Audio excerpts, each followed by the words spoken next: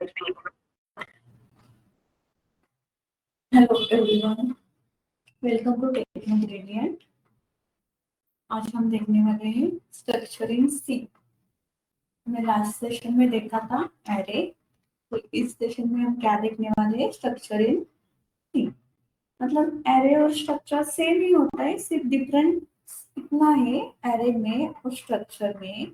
Array जो होता है उसमें हम क्या कर सकते थे? वन टाइप ऑफ का डेटा स्टोर कर सकते थे, लेकिन हम स्ट्रक्चर में क्या कर सकते हैं? Different type of data store कर सकते हैं। ओके, तो देखो, structure is a user defined data type. It can be store the group of items in different data types in a single type. मतलब क्या है? यूजर डिफाइंड स्ट्रक्चर क्या है? यूजर डिफाइंड डेटा टाइप है। उसमें हम क्या कर सकते हैं? ग्रुप ऑफ आइटम्स स्टोर कर सकते हैं with different types in single type. मतलब हम एरे क्रिएट करते हैं। फॉर एग्जांपल हमने क्या किया? इंटीजर का एरे क्रिएट किया है, तो हम क्या करेंगे? उसमें सिर्फ इंटीजर टाइप का डेटा ही क्या करेंगे? स्टोर कर सकते हैं। लेकिन हम स्ट्रक्चर में क्या कर सकते हैं? स्ट्रक्चर हम क्रिएट करेंगे, लेकिन स्ट्रक्चर में डिफरेंट डिफरेंट डेटा टाइप हम क्या करेंगे? स्टोर कर सकते हैं। तो एरे और स्ट्रक्चर में यही डिफरेंस है। Array it is an homogeneous collection of similar type and structure can have different different data type. Okay, so हम स्ट्रक्चर कैसे क्रिएट करते हैं या स्ट्रक्चर का सिंटैक्स क्या है ये देखते हैं। देखो, सिंटैक्स ऑफ स्ट्रक्चर मतलब हम स्ट्रक्चर का सिंटैक्स में क्या करते हैं? पहले स्ट्रक्ट कीवर्ड लिखते हैं, उसके बाद स्ट्रक्चर नेम में स्ट्रक्चर का कर्ली ब्रैकेट हो और क्लोज और स्ट्रक्चर नेम और वेरिएबल ऐसे हम दे सकते हैं। और जो भी डिक्लेरेशन का पार्ट है तो स्ट्रक्चर के अंदर में हम क्या करते हैं? डेटा डिक्लेयर करते हैं। ओके, उसका एक एग्जांपल है यहाँ पर। For example struct. स्ट्रक्ट क्या है? एक कीवर्ड है। उसके बाद स्टूडेंट क्या है? स्ट्रक्चर का नेम है। स्ट्रक्चर का कर्ली ब्रैकेट ओपन किया है, क्लोज किया है, उसके अंदर जो भी हमारे क्या है, जो भी हमारे डेटा मेंबर्स थे वो हमने क्या किया है? स्ट्रक्चर के अंदर डिक्लेयर किया है। देखो, हमने यहाँ पर इंटीजर का लिया है, कैरेक्टर का एरे क्रिएट किया है, मतलब वहां पर हमने स्ट्रिंग ले ली है।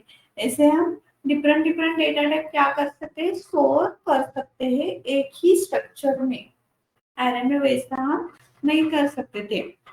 ओके, तो देखो यहाँ पर हमने क्या किया है? यहाँ पर स्टूडेंट का स्ट्रक्चर क्रिएट किया है, उसके अंदर हमने डेटा डिक्लेयर किया है और वहां पर हमने क्या किया है? stio ये वेरिएबल दिया है। stio क्या किया है? वेरिएबल दिया है। मतलब हमने स्ट्रक्चर में नहीं लिखा, डायरेक्टली वेरिएबल भी दिया तो भी चलता है यहाँ पर।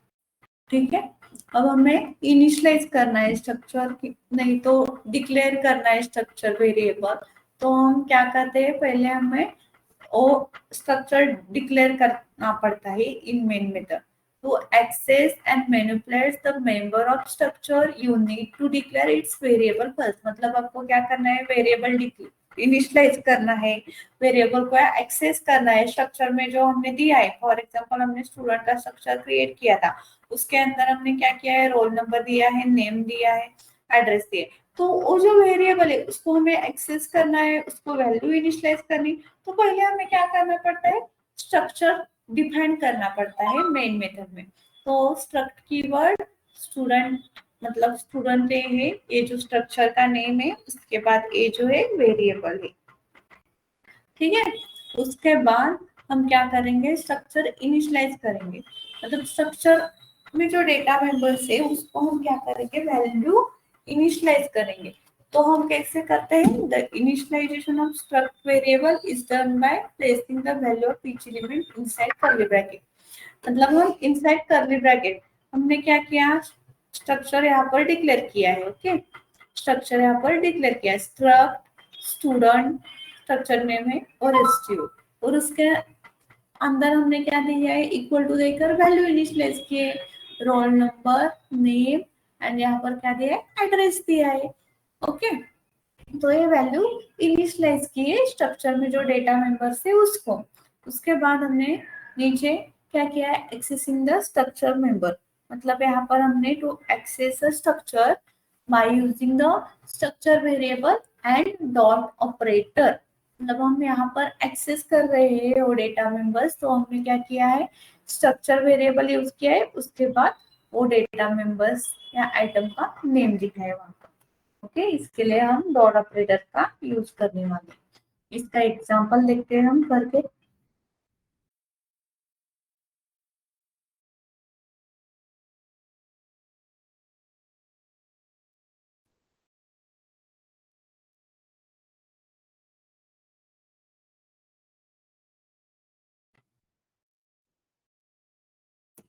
Hash include stdio dot A.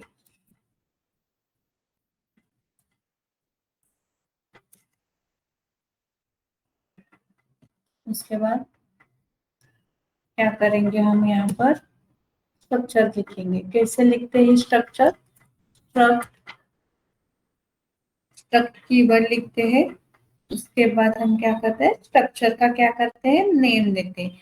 अब मैं क्या करती हूँ यहाँ पर, स्ट्रक्चर एम्प्लॉय, स्ट्रक्ट एम्प्लॉय। इसके बाद curly bracket open and close. इसके अंदर हम क्या करेंगे, नेम लेंगे, आईडी लेंगे और सैलरी लेंगे। आईडी किस में आती है, इंटीजर में, इंटीजर आईडी। ये एक इसमें आता है नेम स्ट्रिंग में, तो हम कैरेक्टर का एरे लेंगे और उसके अंदर हम क्या करेंगे, साइज देंगे। ओके, उसके बाद हम क्या करेंगे, फ्लोट में सैलरी लेने वाली। ये हमने स्ट्रक्चर क्रिएट किया। अब इसके बाहर हम क्या करेंगे, वेरिएबल नेम emp और सेमीकोलन। ये क्या किया हमने, स्ट्रक्चर क्रिएट किया। स्ट्रक्चर के अंदर वो क्या दिए हमने, डेटा मेंबर्स।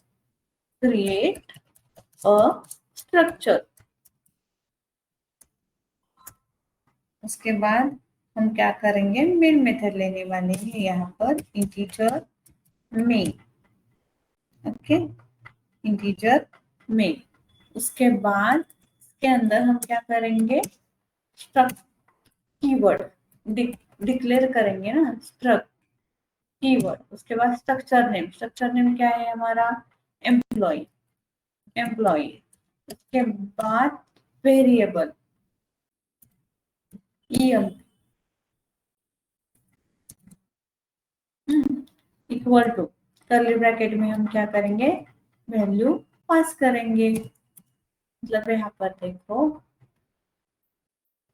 पहले हम रोल नंबर पास करेंगे, रोल नंबर 10, कॉमा नेम। इसके बाद सैलरी।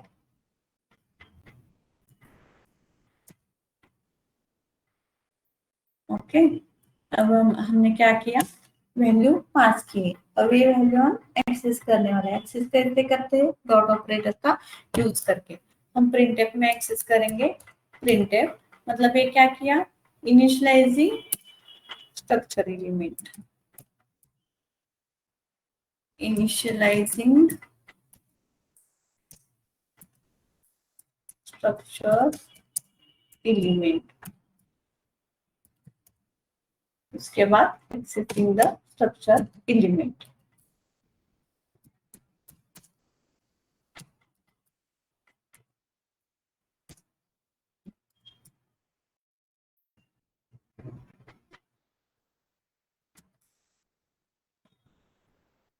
ओके, अब प्रिंटफ में हम क्या करेंगे, पहला तो आईडी है, इंटीजर में तो परसेंट यूज करेंगे, कॉमा देकर यहाँ पर emp डॉट आईडी।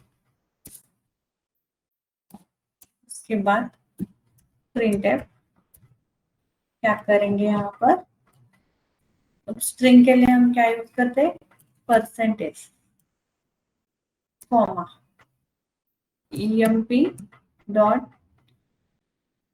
नेम। उसके बाद प्रिंटफ सैलरी। फ्लोट में है तो उसके लिए परसेंट 0.28 मतलब 2 डेसिमल तक लेंगे हम। उसके बाद EMP dot salary. Next line आने के लिए हमें स्लैश एन लेना पड़ेगा।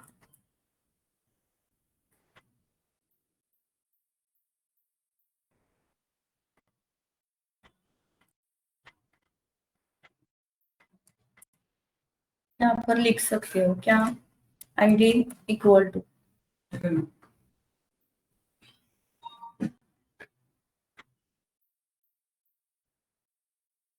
यहाँ पर आप ID equal to, name equal to, ऐसा भी लिख सकते हो, सैलरी इक्वल टू। ओके, इसको सेव करते हैं।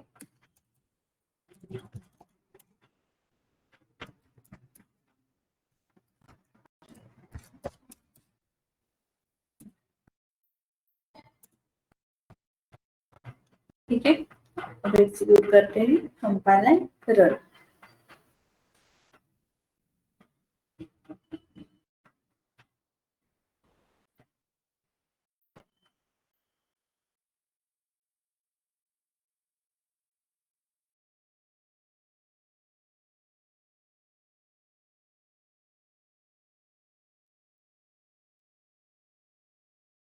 देखो हमारी क्या मिस्टेक थी उसमें, हमने क्या किया है, यहाँ पर 10 साइज दिया है और हमारे जो स्ट्रिंग है उसकी वैल्यू 5 5 10 और 11 हो रही है, इसलिए वो एरर आ रहा है। हम यहाँ पर साइज बढ़ाते स्ट्रिंग की तो 20 वो हो जाएगा।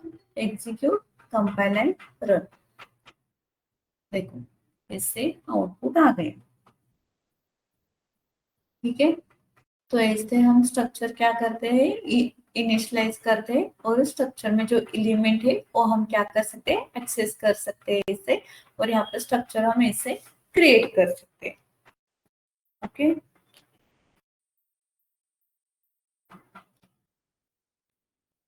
अब देखो हम क्या कर सकते हैं, यहाँ पर हमने क्या किया है, स्ट्रक्चर को डायरेक्टली वैल्यू इनिशियलाइज की है। अगर ऐसे हमें नहीं करना है तो हम क्या कर सकते हैं, यहाँ पर देखो, यहाँ पर हम क्या करते हैं, यहाँ पर अपने इसे डिक्लेयर नहीं किया स्ट्रक्चर तो भी चलेगा, लेकिन आपको कंपलसरी कहाँ पर देना पड़ेगा, यहाँ पर आपको एक वेरिएबल नेम देना पड़ेगा, EMP करके, ऐसा यहाँ पर EMP मतलब वेरिएबल है। अब आप क्या करेंगे, वैल्यू इनिशियलाइज करेंगे। ID को करने के लिए EMP dot ID equal to 101। Okay, अब नेम है, ओके नेम है, तो नेम को करने के लिए आपको क्या करना पड़ेगा, strcpy ये मेथड है, वो आपको यूज करनी पड़ेगी। वो किस में प्रेजेंट है, स्ट्रिंग लाइब्रेरी में, तो वो भी आपको लाइब्रेरी क्या करनी पड़ेगी, यहाँ पर इंपोर्ट करनी पड़ेगी, स्ट्रिंग डॉट एच। और उसके बाद यहाँ पर हम क्या करें, स्ट्रिंग कॉपी में यहाँ पर लिखने वाले हैं, EMP डॉट नेम देकर यहाँ पर नेम पास कर सकते हो। उसके बाद क्या है, सैलरी है, E dot salary equal to, यहाँ पर हम सैलरी देंगे। ठीक है, और एक्सेस तो वैसे ही करने वाले हैं। अब जैसे हम एरे भी क्या कर सकते थे, सॉरी ई डॉट सैलरी नहीं, EMP डॉट सैलरी, जैसे हम एरे भी मल्टीपल वे से इनिशियलाइज डिक्लेयर कर सकते थे, वैसे हम स्ट्रक्चर भी कर सकते हैं। देखो ठीक है, ठीक है, तो आज के लिए बस इतना ही रखते हैं।